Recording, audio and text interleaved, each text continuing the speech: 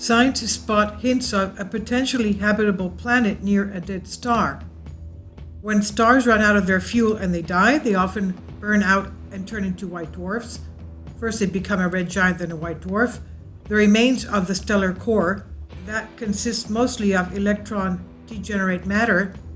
There could be a habitable planet in the vicinity of a white star, observed by scientists from UCL, who spotted a ring of planetary debris studded with moon-sized structures orbiting close to the dead star. The findings raise hopes that humans will find a planet with life in the so-called habitable zone, where liquid water and therefore life can exist. They said the moon-sized structures we have observed are irregular and dusty. For example, they're comet-like rather than solid, spherical bodies. Their absolute regularity, one passing in front of every star every 23 minutes, is a mystery we cannot currently explain. This is what lead author Professor Jay Farihi of UCL Physics and Astronomy said. He pointed out that the discovered bodies could display an evenly spaced orbital pattern because of the nearby planet's gravitation. And without such influence from a possible planet, the structures would be dispersed and the scientists would observe no regularity. A similar pattern of gravitational influence can be observed in the case of Neptune and Saturn. Their shepherding, quote unquote, help stabilizing the ring structures around them. And he goes on to explain the possibility of a planet in the habitable zone is exciting and also unexpected.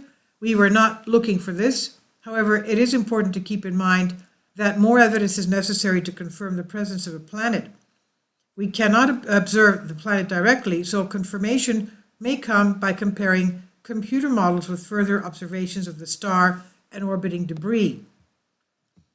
The scientific team suggests that the orbit of the white dwarf was swept clear at the time when the dwarf was a giant star, and this would indicate that the emergence of a habitable planet would be a recent development.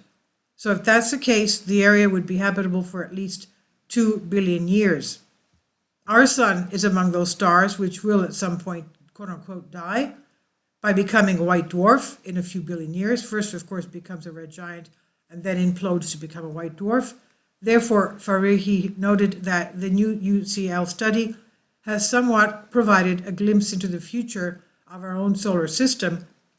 He said a white dwarf is the end of the result of a star running out of hydrogen. First it expands, turning into a red giant, until nothing except the stellar core remains, and then it slowly cools down over billions of years to become a white dwarf. Now, this is by Daria Bedenko on Sputnik. Please leave your comments, and thank you for your support. Finally, support my Patreon account. The daily posts are 5 videos daily, and they are totally different from what I have on my YouTube channel.